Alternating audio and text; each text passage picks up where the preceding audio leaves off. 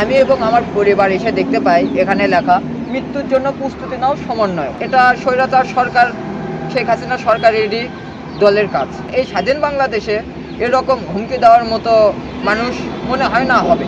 আমি মোহাম্মদ আহসান হাবিব, সরকারি আজিজুল হক কলেজের ডিগ্রি দ্বিতীয় বর্ষের ছাত্র এবং বৈষম্য বিরোধী ছাত্র আন্দোলনের সহ সমন্বয়ক, কেন্দ্র ঘোষিত কমিটি।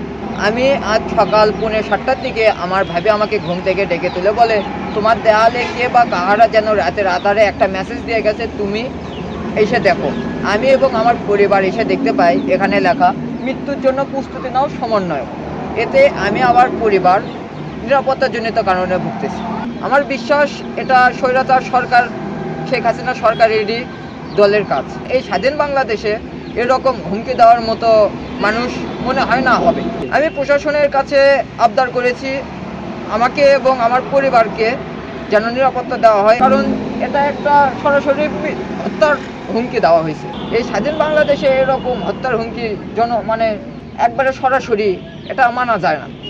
আমি প্রশাসনের কাছে দৃষ্টি আকর্ষণ করতে চাই, যে বা যারা এই কাজটি করেছে অতি তাড়াতাড়ি আইনের আওতায় এনে সর্বোচ্চ শাস্তির ব্যবস্থা করা হোক। কেন্দ্রীয় কমিটির মাইন ভাই তিনি ফেসবুকের মাধ্যমে এটা তীব্র নিন্দা জানিয়েছেন এবং পোস্টে তিনি লিখেছেন আইনের সর্বোচ্চ শাস্তির দাবি জানিয়েছেন।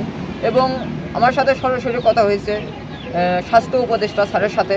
তিনি আমাকে বলেছেন তোমার পরিবারের কোনো ভয় নাই, আমরা সর্বোচ্চ সহযোগিতা করব যেন অতি তাড়াতাড়ি যারা এই কাজটি করেছে তাদের আইনে আওতায় আনা হবে।